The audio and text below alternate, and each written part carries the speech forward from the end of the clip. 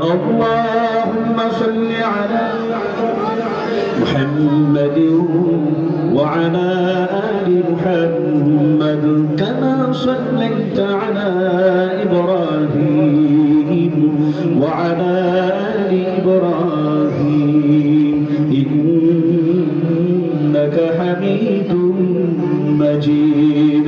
اللهم بارك على محمد وعلى آل محمد كما باركت على إبراهيم وعلى آل إبراهيم إنك حميد مجيد. لا إله إلا الله لا إله إلا الله لا إله إلا الله لا إله إلا الله جل لا إله إلا الله بذكر شهر جبيني در خروشاست ولدانا دری معنا زباشست نبلبل غلش تسبیح کانست سهر خاره بتسبیحش سبانست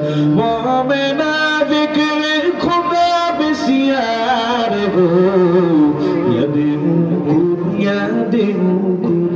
يدعو لا إله إلا الله لا إله إلا الله لا إله إلا الله لا إله إلا الله جري لا إله إلا الله لا إله إلا الله محمد رسول الله. صدق الله مولانا العظيم وصدق رسوله النبي الكريم ونحن على ذلك من الشاهدين والشاكرين والذاكرين.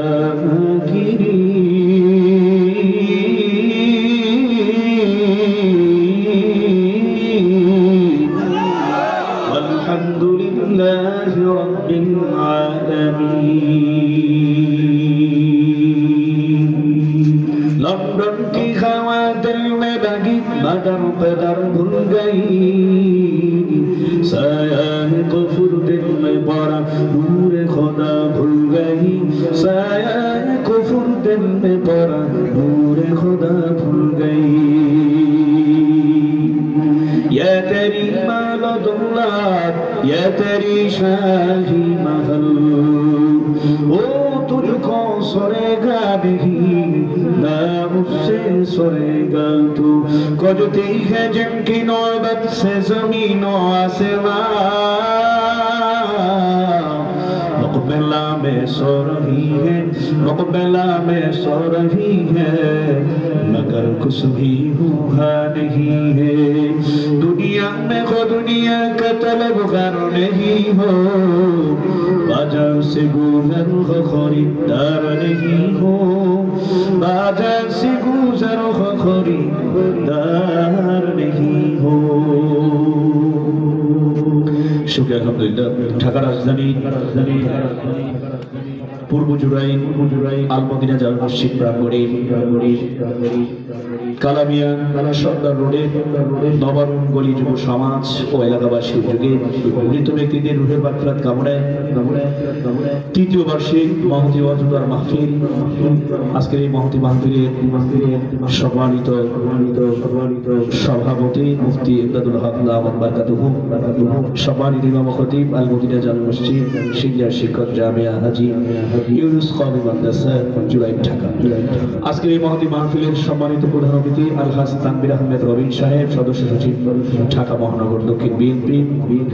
আজকের এই মহতী মাহফিলের বিশেষ অতিথি হিসেবে আমার ডান পাশে উপস্থিত হয়েছেন জনাব হাজী মোহাম্মদ বীর হোসেন বিরু সাহেব সাবেক কাউন্সিলর 53 নং ওয়ার্ড ও যুগ্ম আহ্বায়ক ঢাকা মহানগর দক্ষিণ বিএনপি.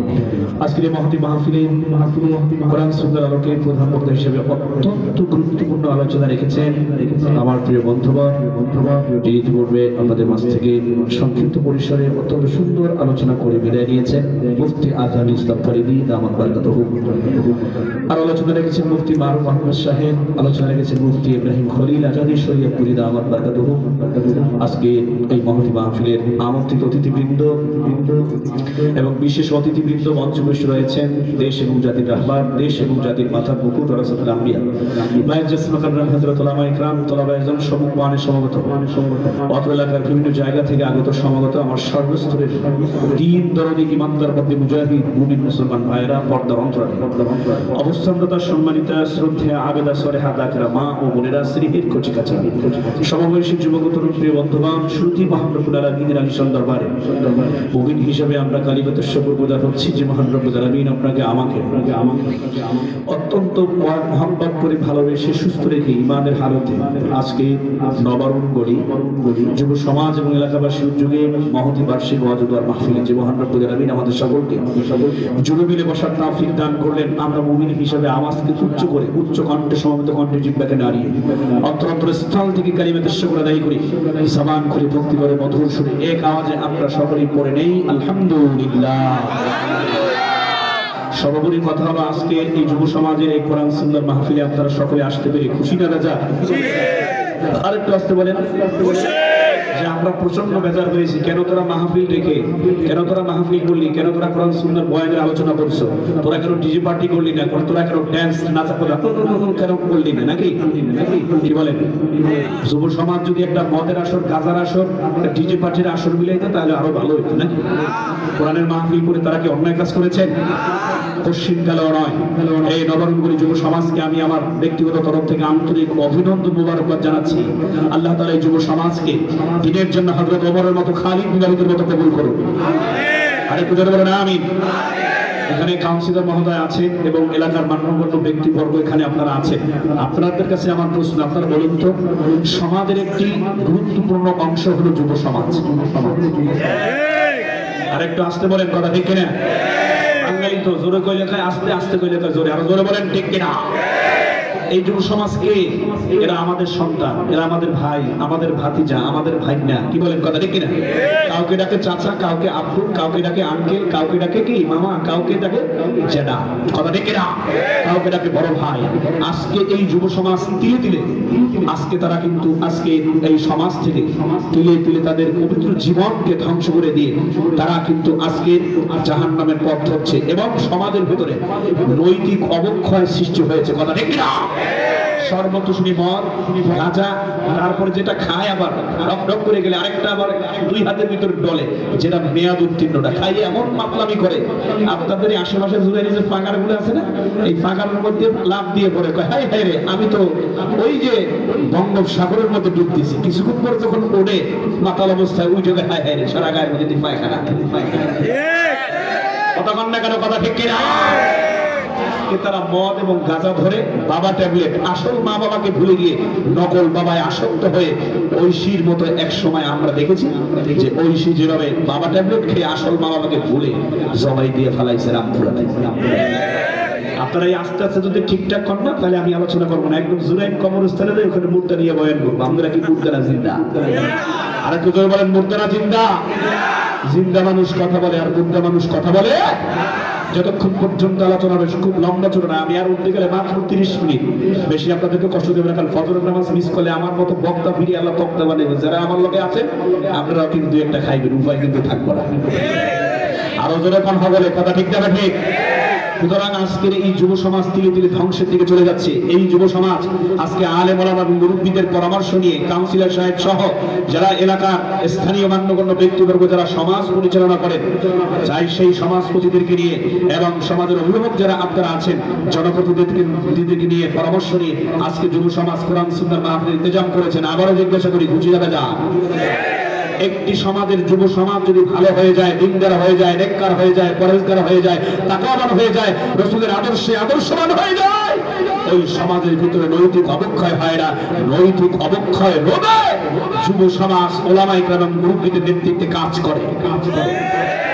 আরো জোরে বলেন, কথা ঠিক কিনা? ওই সমাজটা শান্তির সমাজে পরিণত হয়, কথা ঠিক কিনা?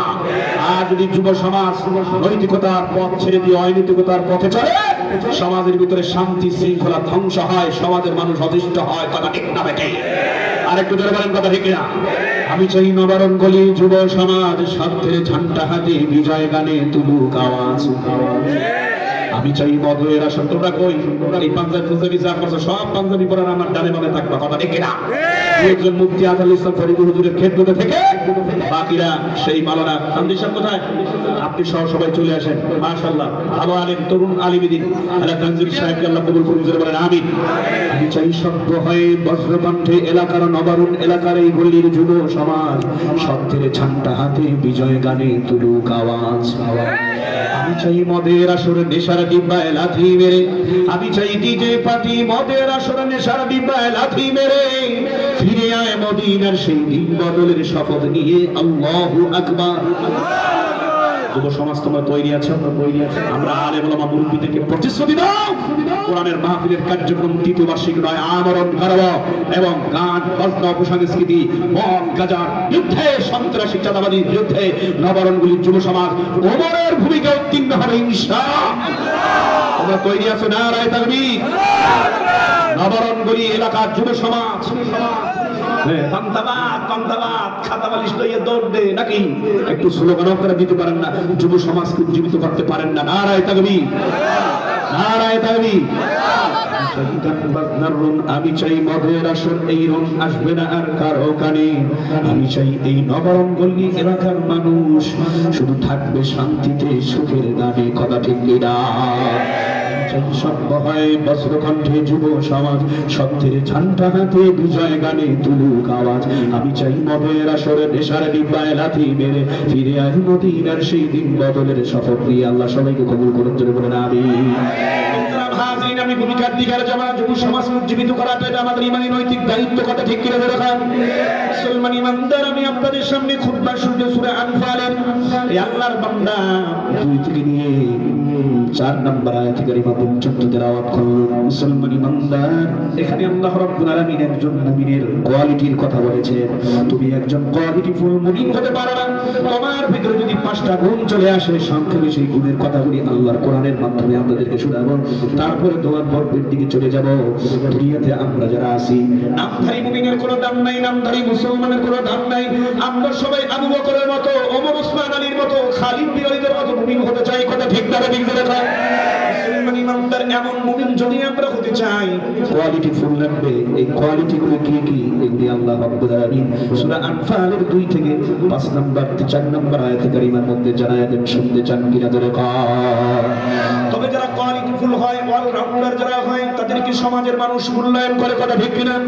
যেমন একজন যোগ্য কাউন্সিলর, একজন মেয়র, একজন এমপি মন্ত্রী, একজন কবি সাহিত্যিক, একজন আলেম ওলামা মুফতি মুহাদ্দিস, দুনিয়ার লাইনে যদি সে কোয়ালিফিকেশন যুক্ত হয়, কোয়ালিফিকেশন তার মধ্যে যদি থাকে এবং আখিরাতের লাইনেও যদি সে কোয়ালিফিকেশন যুক্ত হয়, দুনিয়ার মানুষ তাকে দুনিয়াতেও সম্মাননা করে, কথা ঠিক কিনা? ধরে সম্মানী ইমানদার, আল্লাহ পাকের গোলাম, এটা দুনিয়ার হাইসিয়াতের।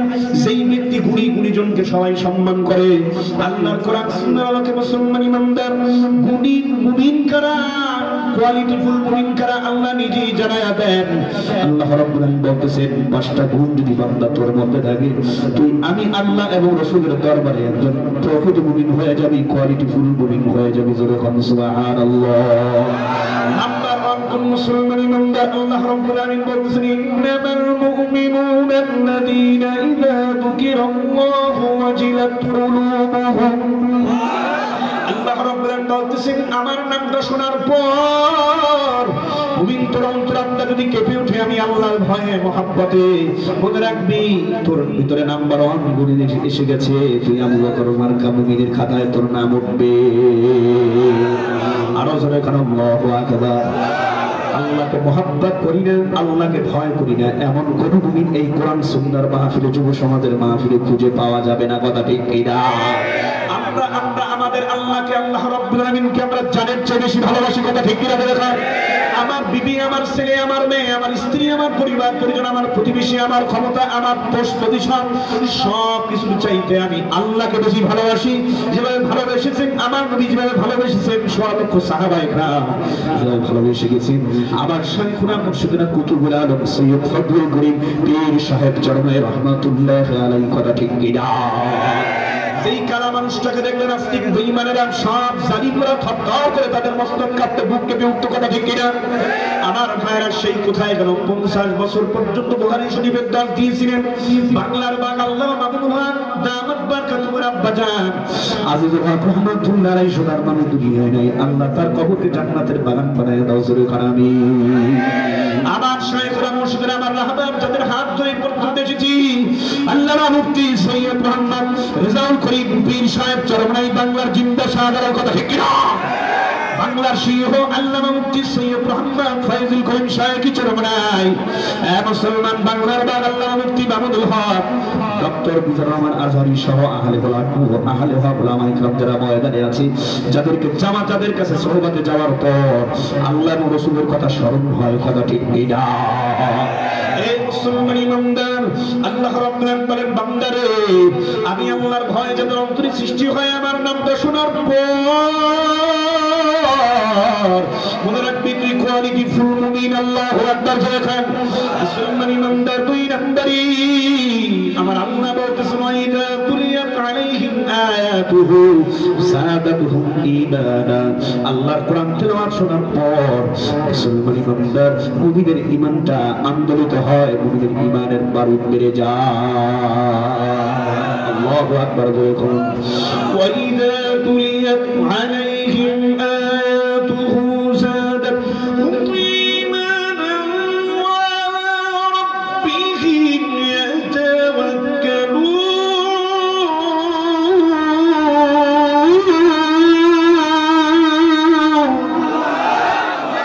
কালামে জিন্দা কুরআন হাকিম হিকমতের উলা ইয়াজালসু قديم جميع العلم في القرآن حكيم تقاصرت عنه وفهاء الرجال آتنا في دار دنيانا حسن آتنا في دار عقبانا حسن يا قياس المستغيثين بنانا ادخارا من علومه والجنان हर गोरी देने के तू तैयार है चुना बन गए उससे तू बेहतर है सब কিছু চাইতে হবে কার কাছে ইমানদার আল্লাহ পাকের গোলাম এই জন্য যুবক মদের আসর নেশায় ডিব্বায় লাথি মেরে মুসলমান ইমানদার বাবা ট্যাবলেটের উপর লাথি মাইরা মনে হওয়ার সঙ্গে সঙ্গে আল মদিনা জামে মসজিদে হাজির হয়। ইমাম শামুজুর যখন ফজরের নামাজে জেহরি কিরাত পড়ে জোরে আওয়াজ করে তেলাওয়াত করে মাগরিবের সাথে তেলাওয়াত করি ওই সুন্দর কণ্ঠের তেলাওয়াত শোনার পর মুমিনের ঈমানটা মজবুত হয়ে যায়, কথা ঠিক কিনা দেখুন। মুমিনের ঈমানের পাওয়ার যখন স্পিড হবে মজবুত হবে ওই মুমিন জীবন গেল জিনা করবে না, গুনাহ করবে না, চুরি করবে না, সন্ত্রাসী করবে না, মিথ্যা কথা বলবে না, সুদ খাবে না, ঘুষ খাবে না, গানের আসরে যাবে না, কথা ঠিক কিনা দেখুন। শয়তানি কুকর্মগুলি করবে না মুসলমান ইমানদার। এই জন্য দুই নাম্বার মুমিন আল্লাহ পাকের কোরআন তেলাওয়াত শোনার পর ঈমানটা মজবুত হয়ে যায়। আমি অনুরোধ করে বলবো যুবকরা তোদের এই মাহফিল সার্থক হবে, তুই আমার সঙ্গে ওয়াদা করো হুজুর জীবন গেলে আর কোনোদিন নামাজটারে খামাই দিব না।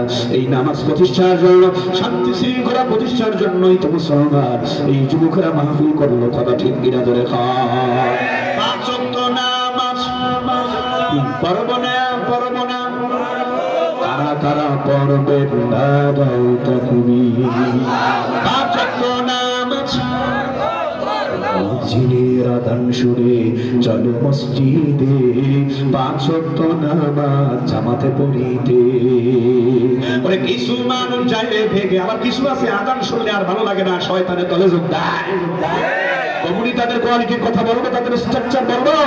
কিছু মানুষ যায়, রাগ করবেন না, কিছু মানুষ যায় রে ভেগে, ওরে কিছু মানুষ যায় রে ভেগে, আদান শুনলে কানে, কোন শয়তানের মুরিদ ওরা আল্লাহ ভালো জানে। শনি রবি সোম মঙ্গল বুধ বৃহস্পতি, এই কয়দিনের নামাজ পড়তে তোদের কিসের ক্ষতি? ওরে সপ্তাহে একদিন যায় গো, সপ্তাহে একদিন যায় গো জুমার দিনে, কোন শয়তানের মুরিদ ওরা আল্লাহ ভালো জানে। কথা ঠিক কিনা? কেউ রাগ করবেন না। শুধু জুমার নামাজ 2 রাকাত পড়া ফরজ না, 5 ওয়াক্ত নামাজ নিয়মিত আদায় করা ফরজ। এটা কি চরমায় কৃষ্ণের অর্ডার, আল্লামা মুফতি মামুনুল হকের অর্ডার না আমার আল্লাহর অর্ডার? যেরকম কার অর্ডার নামাজ পড়তে হবে, কার অর্ডার?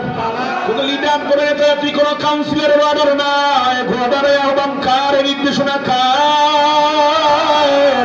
যেরকম আল্লাহু আকবার। শয়তানের মুরিদ ওরা আল্লাহ ভালো জানে। কথা ঠিক কিনা? এক শ্রেণীর ভাইরা আছে ঢোল-তাবলারে তালে নাচে, মাজারে যায় আল্লাহ ডাকে, মাজারে যায় আল্লাহ ডাকে, মুখে মারে গাজার টান টান টান টান। করবেন না বাবাজি, আমি কোনো মাজার বা কোনো পীরের নাম নিতেছি না। কারা হক বা কারা ভণ্ড আপনারা ভালো করে জানেন।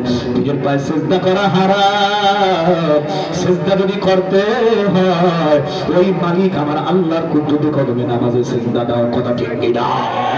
বাজার বাজার গায়রুল্লাহ। কথা ঠিক কিনা? শুধুই মাবুদ এক আল্লাহ, চাঁদ সিতারা গায়রুল্লাহ, শুধুই মাবুদ এক আল্লাহ। কথা ঠিক কিনা? আসমানের মালিক, কন্যা আসমানের মালিক সেই আল্লাহ, জমিনের মালিক সেই আল্লাহ। আমার মালিক, আমার মালিক সেই আল্লাহ, তোমার মালিক সেই আল্লাহ। পড়লা ইলাহা ইল্লাল্লাহ, লা ইলাহা ইল্লাল্লাহ। সুবহানাল্লাহু আকবার। এই মুসলমান ইমানদার রাগ করেছেন নাকি আপনারা? যখন এই আল্লাহর বান্দা, আল্লাহ নিজেই বলছেন ইন্না সালাতা তানহা আনিল ফাহশাই ওয়াল মুনকারি ওয়া লাযিকরুল্লাহি আকবার। নারায়ে তাকবীর। নিশ্চয়ই নামাজ অন্যায় অশ্লীল কাজ থেকে, অর্থাৎ সমস্ত কিসিমের গুনাহ থেকে নামাজ ফিরিয়ে রাখে। এই নামাজ আমি কেন পড়বো না? যেই নামাজ আমাকে অন্যায় অপরাধী কাজ থেকে, চুরি থেকে, জিনা থেকে, সমস্ত পাপ কবিরাত থেকে ফিরিয়ে রাখে, ওই নামাজ আমি নিয়মিত পড়বো। কথা ঠিক কিনা? কারা কারা তৈরি? নারায়ে তাকবীর। আপনারা আল্লাহ পাক দেখুন, কাফনের ভিতরে হাত ঢুকলে আর বলতে পারবেন না। কথা ঠিক কিনা? কাফনে বাঁধিলে হাত নাহি যাবে খোলার এমন, যাহা করিবার এমন তুমি করো এই বেলা। কথা ঠিক কিনা? ওরে মাটির দেহ হাত নামান, ওরে মাটির দেহ মাটি খাবে। অহংকারী করে কোনো লাভ নাই। কথা ঠিক কিনা? অহংকারী হলো আল্লাহ পাকের ভূষণ, আল্লাহর ভূষণ। আমি মাটির মানুষ, মাটি দিয়ে আমাকে সৃষ্টি করা হয়েছে। মরার পর মাটির গর্তে আবার যাব। এই মাটি থেকে হাসরের ময়দানে দাঁড়িয়ে গোটা জিন্দেগির 80 বছর 90 বছর জিন্দেগির সমস্ত হিসাব কিতাব কার দরবারে দাঁড়িয়ে দিতে হবে। আরেকটা বলেন, এই মাটির দেহ মাটি খাবে, মাটি হবে বিছানা, এই মাটি তোর সঙ্গের সাথী, মাটি আসল ঠিকানা। এই মাটি তোর সঙ্গের সাথী, মাটি আসল ঠিকানা। শুনেন, কবরস্থান আসল ঠিকানা। কথা ঠিক কিনা? কচুর পাতার পানির মতো ক্ষণস্থায়ী জীবন। ওরে কেউ জানে না কখন যে তার আসবে রে মরণ। কচুর পাতার পানির মতো ক্ষণস্থায়ী জীবন। ওরে কেউ জানে না কখন যে তার আসবে রে মরণ। জীবনেরই পরিণতি, জীবনেরই পরিণতি, ওরে ভুলে যাওয়া যাবে না। এই মাটি তোর সঙ্গের সাথী, মাটি আসল ঠিকানা, এই মাটি তোর সঙ্গের সাথী, মাটি আসল ঠিকানা। কথা ঠিক কিনা ধরে খান। আল্লাহ হয় কালামি ওয়াইজিন আপনারা শ্রোতা মণ্ডলীকে কখন কবরে যাবো জানি না, তবে সময়ের ব্যবধানে সবাইকে যাইতে হবে মুসলমান। ইমাম দীপ্ত কণ্ঠে যুব সমাজের মাহফিলে হাজিরা দিয়া বলেন কার পাগল হয়ে যাওয়া লাগবে? তবে কোয়ালিটিফুল মুমিন হয়ে কবরে যাইতে হবে। কথা ঠিক কিনা ধরে খান। এই আল্লাহর বান্দা দুই নম্বর গুণের কথা বললাম, এক নম্বর আবারও মেসেজ দিয়ে দিয়ে আবারও স্মরণ করাইয়া দিই মুসলমান, আল্লাহর নাম শোনার পর মুমিন ভয় করে, মহব্বত করে, অন্তরে অন্তরে আল্লাহর ভয় সৃষ্টি হয়। কথা ঠিক কিনা ধরে খান। শোনার পর ঈমান নামক ব্যাটারি পাওয়ারফুল হয়। কথা ঠিক কিনা ধরে খান। তিন নম্বর গুণের কথা শোনা মুসলমান ঈমানদারের তিন নম্বর গুণ, কষ্ট হয় চলবে না। মোনাজাত দেবো, খিচুড়ি ঠান্ডা হয়, ঘরের বিছানায় ডাকতেছে, একদিন তো আদরের বিছানা ছেড়ে মায়ের মতন ছিন্ন করে আমাদেরকে কবরে যাওয়া লাগবে। কথা ঠিক কিনা? আজকেও আমার একজন মুসল্লি আগে সিগারেট খাইতো, উল্টা পাল্টা চলতো, দাড়ি টুড়ি সাজতো, তাই কোটপেন পরে চলতো। ওই লোকটাকে আমি 2013 সালে হাত পায়ে ধরে চরমরাই মাহফিলের জন্য দাওয়াত দিয়েছি। আল্লাহর বান্দাকে নিয়ে গেলাম, দাড়ি রাখছে, সুন্নতি পোশাক পরে, আর সিগারেটের টান কোনোদিন মৃত্যুর আগে দেয়নি। ওই আল্লাহর বান্দারা আজকে ফজরের নামাজ পড়ে ঘুমিয়েছিল, রাত সকাল 9টার সময় তাকে বিছানায় মৃত্যু অবস্থায় পাওয়া গেছে। এই তো জীবন। মাইকে শুনলাম শাহ আলম সাহেব দুনিয়াতে নেই, তখন অন্তরটা কেঁপে উঠেছে। এই লোকটা আমাকে অনেক সম্মান করতো, অনেক শ্রদ্ধা করতো। কোনো কারণে মসজিদের ভিতরে এক বেয়াদব আমার সাথে বেয়াদবি করার পর ওই বেয়াদবটাকে ওই শাহ আলম আমার ভাই খান ধাক্কা দিয়ে মসজিদ থেকে বের করে দিয়েছে, আর বলেছিল তোর অবস্থা বড় খারাপ, কপাল পুরবে, মৃত্যুর সময় তোর ঈমান নসিব হবে না। এই ধরনের লোক সমাজের ভিতরে আলেম ভদ্র লোকেরা এখনো আছে না? আর যারা বলেন আছে না? নারায়ে তাকবীর, উলামায়ে হক্কানি, নারায়ে তাকবীর। আমারও বিদায় হওয়া লাগবে, আপনারও বিদায় হওয়া লাগবে মুসলমান। তবে কি নিয়ে কবরের দিকে রওনা? মুমিনরা সব সময় ভরসা করেন তার উপরে, জোরে ক্ষমতার উপরে মুমিনরা ভরসা করে না, টাকা পয়সা অর্থের উপরে এবং কোনো কিছুর উপরে ভরসা করে না। ওয়াইদা তুনিয়াত আলাইহিম আয়াতুহু যাদাতহুম ঈমানা ওয়া আলা রাব্বিহিম ইয়াতাওয়াক্কালুন।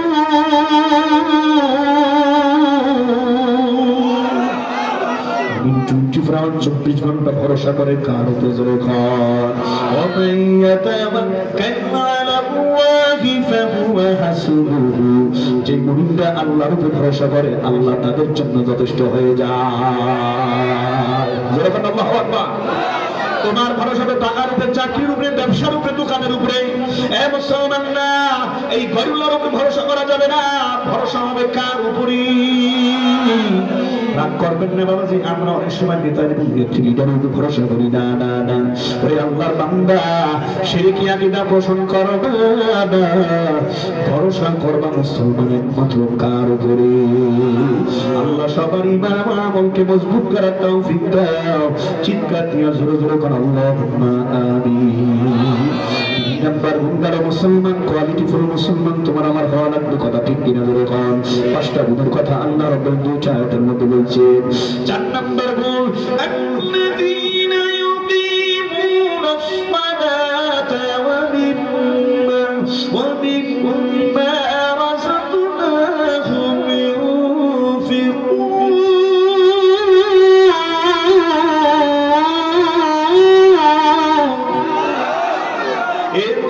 ইমানদার, মসজিদে ফজরের আযান হয়, জোহরের আযান হয়, নামাজের জন্য আসরের আযান হয়, মাগরিবের আযান হয়, মুমিন সঙ্গে সঙ্গে গিয়ে সালাতে হাজিরা দেয়। কথা ঠিক কিনা ধরে খাও।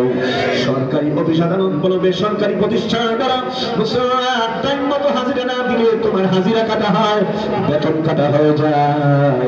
ঠিক মতো ডিউটি পালন না করলে কিন্তু তোমাকে পরবর্তীতে সাসপেন্ড হতে হয়। সংশোধন যদি না হও তোমাকে চাকরিচ্যুত করা হয়। কথা ঠিক কিনা ধরে আওয়াজ করে বলো।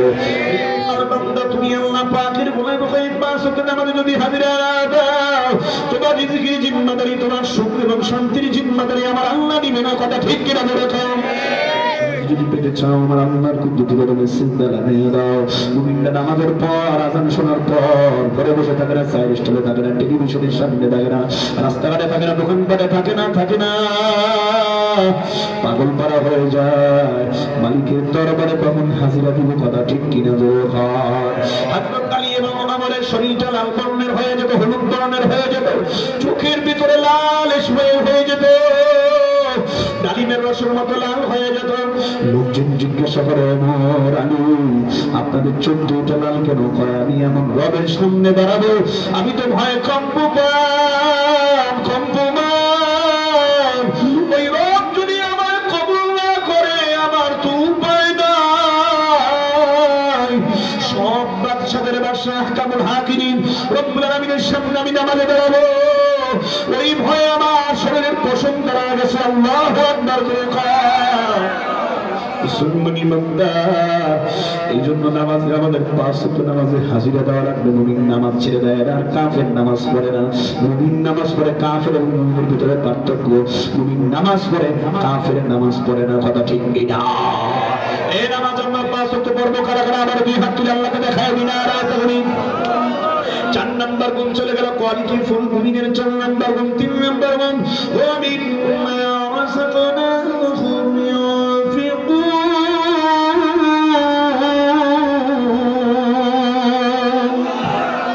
এ মুসলমান ইমানদার কুনতাওয়াকুল বরখতা খারসাম হুশার ইরসান আদরসতু আযলা মাকাম। জোরে জোরে করে আল্লাহু আকবার।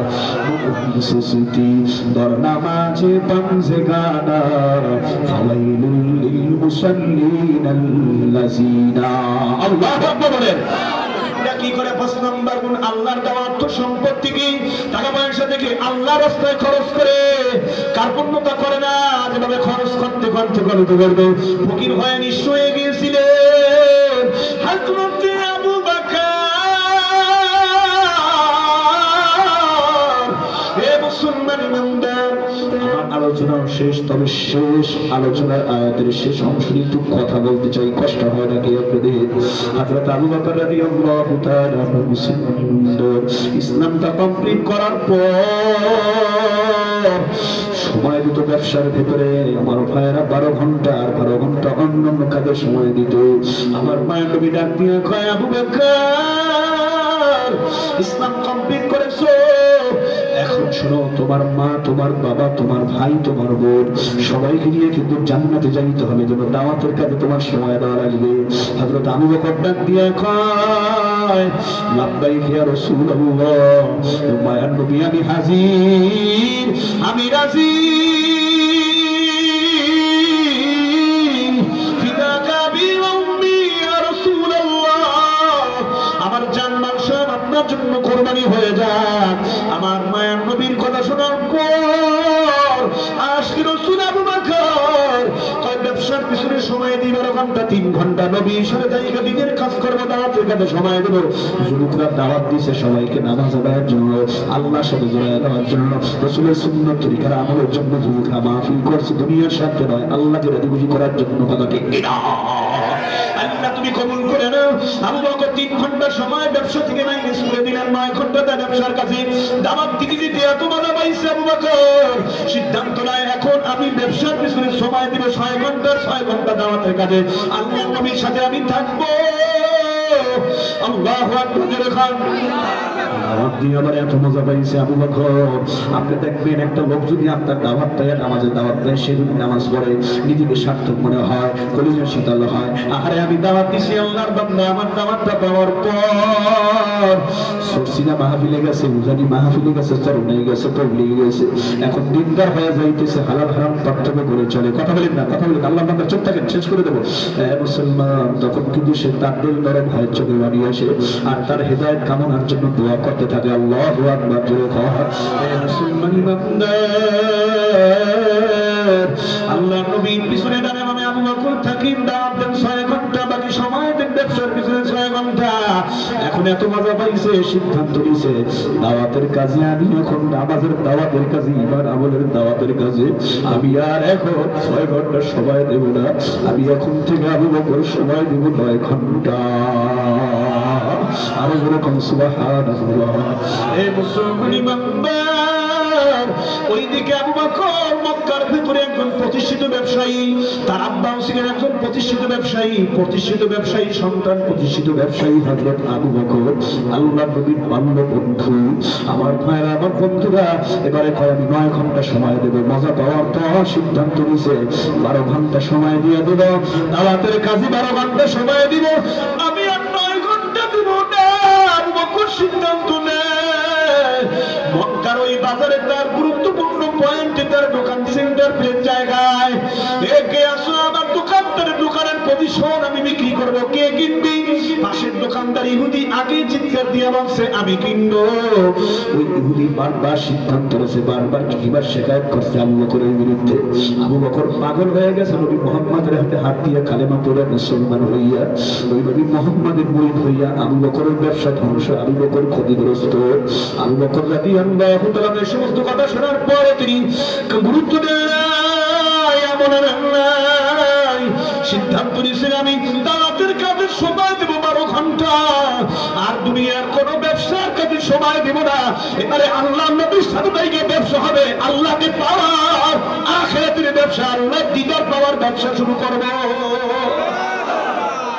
এই বিজনেসটাই হলো সফল বিজনেস। আমরা তো ব্যবসা করি দুনিয়ার লাইনে প্রতিষ্ঠিত হওয়ার জন্য। দোকান একটা আছে, আরেকটা কিভাবে করা যায়, বলে একটা গুলিস্তানে আছে, আরেকটা উত্তরায় কেমনি করা যায়, আরেকটা কিভাবে ধানমন্ডিতে করা যায়, একটা গুরুসানে কেমনি করা যায়, আরেকটা এই জুরাইন বিক্রামপুর গোলাজার সামনে কেমনি করা যায়। এই ফিকির আমাদের। আল্লাহর নবী কেমন পাগল, আবার আল্লাহর কেমন পাগল, দিনের কেমন পাগল। ব্যবসা প্রতিষ্ঠান রাখবে না, বিক্রি করে ছিলেন। যখন চিৎকার দিয়ে বলছে কে কিনবি, ইহুদি বেঈমান দাঁড়ায় আছে, আবু বকর বলো তোমার দোকানের দাম কত? আবু বকর রাদিয়াল্লাহু তাআলা বলেন আমার দোকানের দাম এত টাকা। গতির ভিতরে ইহুদি টাকা দিয়ে কয় চাবিটা বুঝাইয়া দাও। আল্লাহর নবীর সাহাবী আবু বকর দোকান বিক্রির টাকা পকেটে নিয়ে আল্লাহর নবীর দরবার থেকে রওনা। প্রতিমধ্যে যাওয়ার সময় দেখতেছি একটা কঠিন নির্মম নির্যাতনের আওয়াজ আসতেছে, একটা জিকিরের আওয়াজ আসতেছে।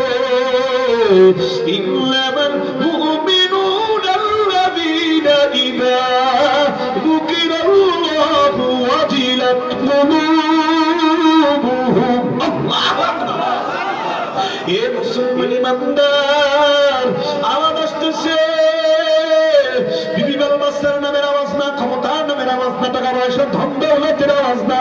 এই আওয়াজ আসতেছে রব্বে কারীমের নামের ওয়াহদানিয়তের আওয়াজ। আহাদ আহাদ আহাদ আহাদ, আল্লাহু আহাদ আল্লাহু আহাদ আল্লাহু আহাদ, নারায়ে তাকবীর। এই আওয়াজ আসতেছে।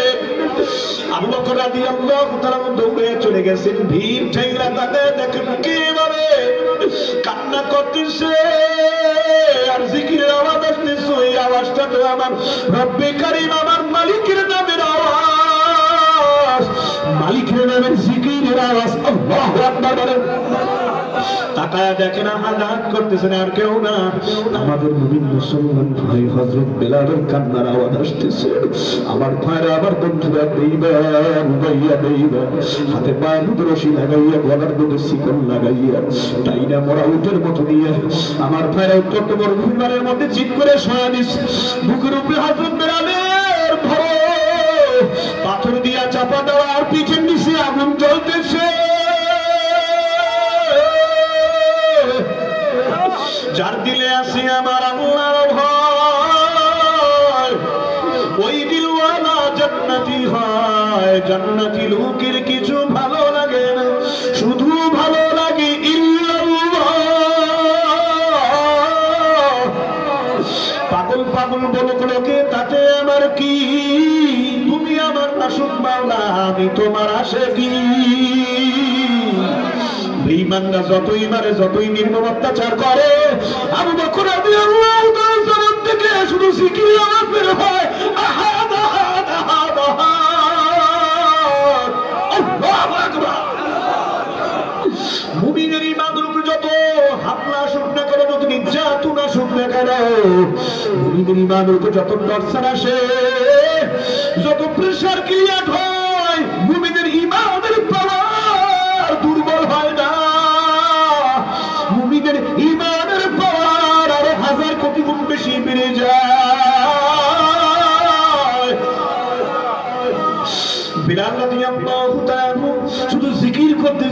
রক্তাক্ত শরীর, পিঠের নিচে জ্বলন্ত আগুনের কয়লার আগুন ধাও ধাও করে জ্বলা পিঠের চামড়া ভেদ করে বুঝতে পর্যন্ত পসপস করে পোড়াইয়া দেয়। আমার ভাইরা নির্মম অত্যাচার, নির্দয় অত্যাচার দেখে আবু বকর চোখের পানি রাখতে পারেন না। একটা চিৎকার দিয়ে দাঁড়ায় গেছে, কোন কবিরারে, কোন বেঈমান আমার ভাই বেলাল কিভাবে নির্দয় ভাবে নির্মম অত্যাচার করো, পাশবিক নির্যাতন করো। তোদের অন্তরে কি আল্লাহর ভয় নাই, পরকালের ভয় নাই?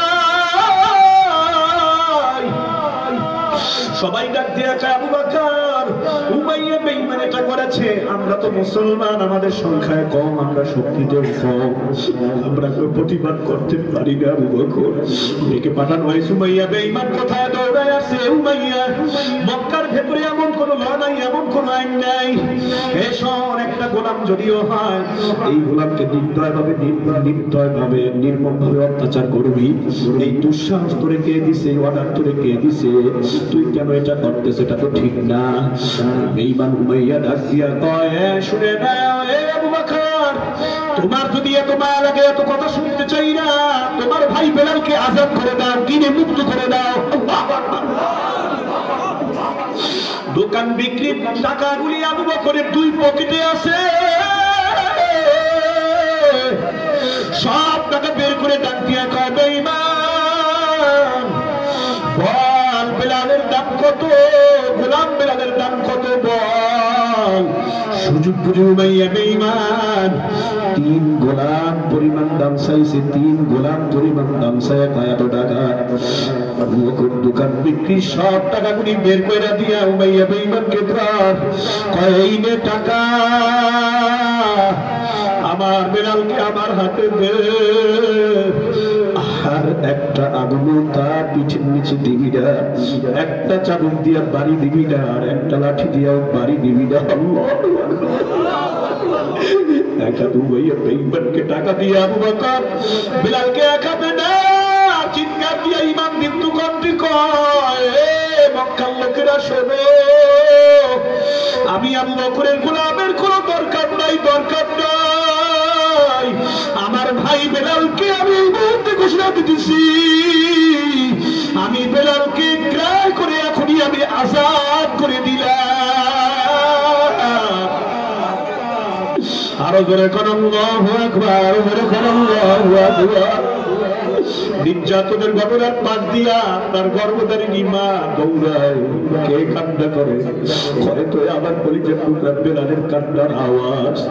দুনিয়াতে যদি সন্তানের কেউ নির্যাতন করে, মা বাবার চোখের সামনে মা বাবা গোল দিয়া পরে যত পারো মনে চায় আমাদেরকে মারো, আমাদের সন্তানের গায়ে হাত তুলবা না। আমি মায়ের কলিজা আগুন জ্বলে, বাবার কলিজা আগুন জ্বলে সইতে পারি না, এমন হাজার হাজার শত শত প্রমাণ আছে দাদা। মুসলমান ওই দিকে যাবো না। মা আয়েশা বেলালের ঘায়ের উপরে বুকুর উপরে ছাপাইয়া পড়ে, গালের কপালে ছোঁয়া দিয়ে খড়, বাবা আমি মায়ের লোকের সামনে নির্দয় ভাবে নিষ্ঠুর নির্যাতন তুমি করলো, তুই রক্ত বয়ে গেছো, তোর পিঠের চামড়া গুলি ভেদ করে গোস্ত পর্যন্ত পড়ে গেছে, গোস্তগুলি মুড়া মুড়া হয়ে গেছে, শুধু কালা কালা হাড্ডি দেখা যায়। আমি মা কেমনে করতে সহ্য করি বাবা, আমি মায়ের কলিজা আগুন জ্বলে রে বেলাল, তুই ইমানটা ছাইরা দে। আমি মা তোরে কোলে কইয়া বাসায় নিয়ে যাবো, আমি তোর খেদমত করে আব্বু তোরে সুস্থ করবো, তুই ইমানটা ছাইরা দে। মুসলমান 2 ফোঁটা চোখে পানি নাও, তেল নরম করো, চোখের পানি ছাড়া কোনোদিন পূর্বজুরাকে এলাকার মুসলমান চোখের পানি ছাড়া কোনদিন জাহান্নামের আগুনটা ঠান্ডা হবে না, হবে না। দুনিয়ার আগুনের চাইতে 70 গুণ তেজ আমি জাহান্নামের আগুন, 1 সেকেন্ড জাহান্নামের আগুনের আযাব সহ্য করার ক্ষমতা কিন্তু মুসলমান তোমার আমার কারো নাই। আর যদি এই কাউন্সিলর দাঁড়ায় এখানে বলে, এ তানজিল সাহেব তুমি একটা মোমবাতি জ্বালাইয়া দাও, এই ভদ্রলোক যদি বলে কে আসো দাঁড়াইয়া যাও, 10,000 20,000 টাকা তোমাদেরকে কাউন্সিলর সাহেব বেতাকি হুজুর দেবে। তোমরা এই মোমবাতির আগুনের ভেতরে 10 মিনিট 5 মিনিট 1 মিনিট কে কে আঙ্গুল রাখবা, হাত দাঁড়াগোয়া। আমার ভাইরা, আমার বন্ধুরা, সুস্থ মস্তিষ্ক বিবেক সম্পন্ন যারা আছে কেউ রাজি হবে না। চিৎকার দিয়ে ও বেতাকি হুজুর, এ নায়েবে রাসূল হুজুর, এই ইমাম সাহেব হুজুরে কাউন্সিলর সাহেব মুরব্বিরা মুজাহিদরা জাকিরিনরা আলেম ওলামারা যুবকরা ওই দুনিয়ার মোমবাতির আগুনে আমরা হাত রাখতে পারবো না, হাত পুড়ে যাবে, হাতটা জখম হয়ে যাবে, ক্যান্সার হবে, এমনকি শরীরটা পর্যন্ত কাটা যাইতে পারে। কথা ঠিক কিনা ধরে কর। দুনিয়ার সাধারণ মোমবাতির আগুনে টাকার অফার পাওয়ার পরে হাত রাখবে ছাও না। একটা বড় চিন্তা করবে নাকি একটা কবিরা গুনার জন্য ৭০০০ বছর জাহান্নামের আগুনে কেমনে জ্বলবা? এ মুসলমান খুব বুঝা শুই না, তারপর আমার মালিক মাওলার কবরে গিয়া ঘুমাইও ঘুমাইও তিনদিয়ারি বাগানুরে শুধুই বেলুবা এলেন বাতাসটুকু মিলবে তোর যুবক ক্ষমতার বাহাদুরি দিয়া টিকে থাকা যাবে না, টাকার গরম দিয়া টিকে থাকা যাবে না, এই বাড়ি গাড়ির গরম দিয়া টিকে থাকা যাবে না। আজ যখন আসবে কবরে যাওয়া লাগবে, কেউ থাকতে পারবো না। কথা ঠিক কিনা? যেতে হবে মন খালি হাতে, কিছুই সঙ্গে যাবে না, বইরা গেলে বইরা থাকবে এই বিছানায় আতরের বালা ঘানা। কথা ঠিক কিনা ধরে হারাটি করে হাম্ম কথা না একটু জয় যাবে হারাটি করে আল্লাহু আকবার আল্লাহু আকবার। মুসলমান ইমানদার চুপচাপ একটু বসেন, দিলটা নরম করেন, মনের আবেগটাকে একটু আল্লাহমুখী করেন যে আল্লাহ এই মুহূর্তে যদি আমি মারা যাই, আমি তো তাকায় দেখছি বালিশের সাথে মাথা দিয়ে ঘুমে শোয়ায়, আমার ৬০-৭০ বছর ৪০-৫০ বছর হয়েছে, কি পরিমাণ আমার আমল নামায় নেকি আছে আর কি পরিমাণ গুনাহ আছে, জাস্টিফাই করে যাচাই বাছাই করে দেখলাম নেগেটিভ সাইডটাই বড়, গুনাহ বেশি নেকি কম। আজকে মুখে ভাবি আল্লাহ দরবারে কাফির তওবা করব ভাবি। নবারগুলি যুব সমাজের মাহফিল নিয়ে আল্লাহ আবার লেখছে এলাকার মৃত্যু ব্যক্তিদের রুহের মাগফিরাত কামনায় মাহফিল। আমি তো একদিন মারা যাব আল্লাহ, আমার পিছনের সব গুনাহ মাফ করে দিও আল্লাহ, তোমার পাগল না বানাইয়া কবরে ডাক দিও না, দিও না আল্লাহ। আপনি সবাইকে কবুল করেন যেরকম আমি আমল নামায় একটা গুনাহ বাকি থাকতে কাহাকে ওই মাহফিলের ময়দান যুব সমাজের মাহফিল থেকে বিদায় দিও না আল্লাহ। এই যখন আসছে এখন তো ঘরের বিছানায় গিয়ে ঘুমানোর কথা ছিল, রাত্র ১টা বেজে গেছে, অর্ধেক ঘুম হয়ে যাবে, কিন্তু আল্লাহ বিছানায় পিঠটা লাগাইয়া সামান্য সাবিয়ানা নিচে মাটির ফ্লোরের জমিনে বসে রয়েছে তোমার বান্দারা।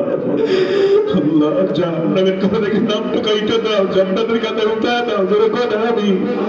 মা ডাক দিয়া বাবা ইমাম সাহেব, মা যদি ইমান হারা হয়ে আমি বিলাল কবরে যাই, হাসরের ময়দানে আমার গলার মধ্যে পায়ের মধ্যে জাহান্নামের ৭০,০০০ শিকল লাগাইয়া জাহান্নামের ফেরেশতারা আমার টাইনা টাইনা দূরে ফেলাইয়া দেবে। মা আমার জীবন বরবাদ হয়ে যাবে। ও আম্মা আমি ইমান ছাড়বো না রে মা, আমি বেলাল জীবন দিতে রাজি, ইমান ছাড়তে রাজি না।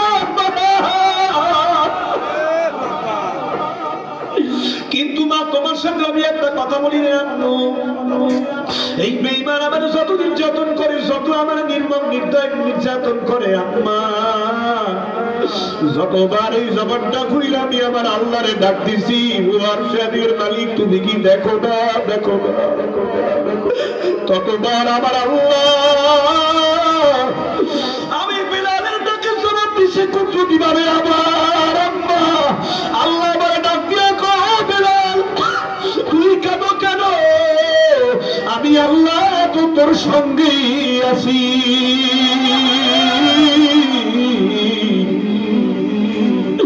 ونحن أقرب إليه من حبل الوريد وهو معكم أينما كنتم فأينما تولوا فثم وجه الله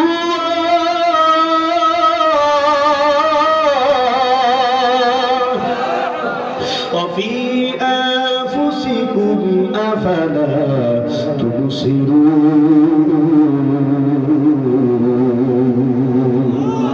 हर रंग में तू, हर बू में तू, हर जा में तू, हर दाम, हर रंग में तू, हर बू में तू, हर जा में तू, हर दाम, जिधर देखता हूँ मैं अफकी रहा हूँ करो शराबे मोहब्बत पिला दे हम खुदाया, मोहब्बत की आतिश जला दे हम खुदाया।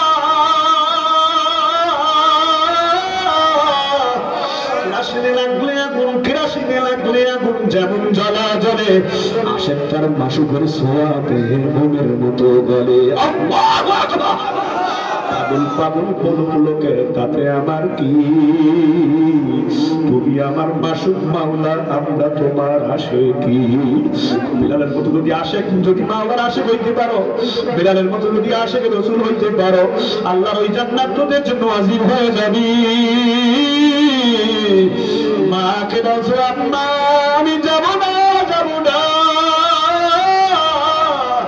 হযরতে আবু বকর দোকান বিক্রির টাকা দিয়া, এ মুসলমান সম্পূর্ণ টাকা দিয়া উমাইয়ার থেকে বেলালকে মুক্ত করে নিয়ে আসছে। আল্লাহু আকবার করে কও।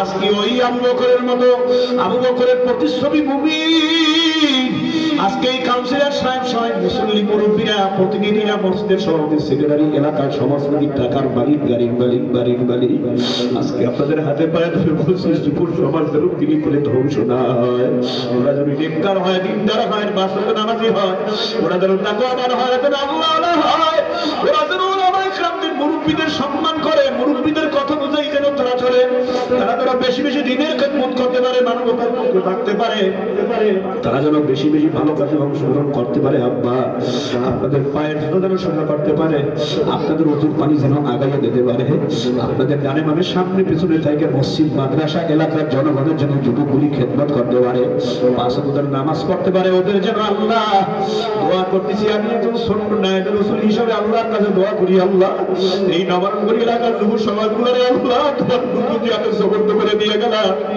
আল্লাহ ওদেরকে দাড়িওয়ালা টুপিওয়ালা সুন্দরী পোশাকওয়ালা পাঁচ ওয়াক্ত নামাজি বানাইয়া দিও। জোরে জোরে কর আমিন। আপনারা কি যুবকদের জন্য একটু করতে পারবেন না? আবু বকর যদি হযরত বেলালকে দোকান বিক্রি সম্পূর্ণ টাকা দিয়া, আমরা তো দোকানে একটা বিক্রি করে চিন্তা করি আরো 5টা বানাবো, 3টা বানাবো, 10টা বানাবো। সে কি করছে? বেলালকে আল্লাহর মুহাব্বতে, মুমিনের জন্য এক মুমিনের কত মায়া। এই মহল্লার যুবকগুলোর জন্য টাকার মালিক গাড়ির মালিক সভাপতি কাউন্সিলর কি মায়া নাই? ওরা একটা কোরআনের মাহফিল করছে, ওরা একটা ইসলামী মাহফিল করছে।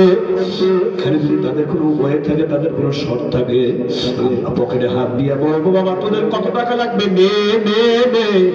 তারপরে ডিজে পার্টি করবি না, গাঁজা খাবি না, মদ খাবি না, তোরা গান বাজনা করবি না, অশ্লীলতা বেহায়াপনার আসর করবি না, করবি না বাবা। তোদেরকে নিয়ে মাওলার কুতুবি কদমের সিজদা দিয়ে নবীর আদর্শ গ্রহণ কইরা ওই নবীর সঙ্গে জান্নাতে আমরা থাকবো। এই আহ্বানটা কি যুব সমাজকে আমরা করতে পারি না? পারি না? যখন পারি কি পারি না? কারা কারা এই যুবকদের পক্ষে যুবকদের ভালোবাসা দিয়ে কলিজাটা ঠান্ডা করবে? যুবকদের কারা কারা নিজ সন্তানের মতো বুকে জড়াইয়া দিনের খেদমতে লাগাইয়া দেবেন? এলাকার বিভিন্ন সামাজিক কর্মকাণ্ডে দিনের খেদমতে লাগাইয়া দেবেন। কারা কারা তৈরি? আল্লাহু আকবার, নারায়ে তাকবীর। আল্লাহ তুমি যুব সমাজকে কবুল করো, আমাদেরকে মাফ করে কবুল করো, সবাইকে পাঁচ ওয়াক্ত নামাজি বানাইয়া দাও, গুনাহমুক্ত জীবন দাও। জোরে জোরে করো আমিন, আরো জোরে করো আমিন। যদি নামাজি হয়ে যান, সবাই সুন্নতরা হয়ে যান, আজকে যুব সমাজের মাহফিল সার্থক হবে, কামিয়াব হবে। শেষে আমি আমার জন্য দোয়া চাই, আপনারা আমার জন্য দোয়া করবেন, আমিও দোয়া করি। সবশেষে আপনাদের কাছে যুবকদের জন্য একটু অনুরোধ করবো, যুবকরা এই মাহফিল করতে গিয়ে বাবাজি, যুবকরা এখন মোটামুটি 50,000 টাকার মতো ঋণগ্রস্ত আছে। এই মুহূর্তে যদি আমরা এই যুবকদেরকে দিনের পথে থাকার জন্য, আল্লাহর পথে, আল্লাহ রাসূলের আদর্শ গ্রহণ করার জন্য, গুনাহ থেকে বিরত থাকার জন্য আমরা যদি উৎসাহ দান করি, যুবকরা আল্লাহর ফজলে কোনোদিন গুনার কাজে জড়াবে না, নামাজ ছাড়বে না, বেপথে চলবে না। আসল বেগে আছে, আমি বলবো না অমুকে 20,000, 50,000, অমুকে 10,000 দেন না, আমি বলবো না।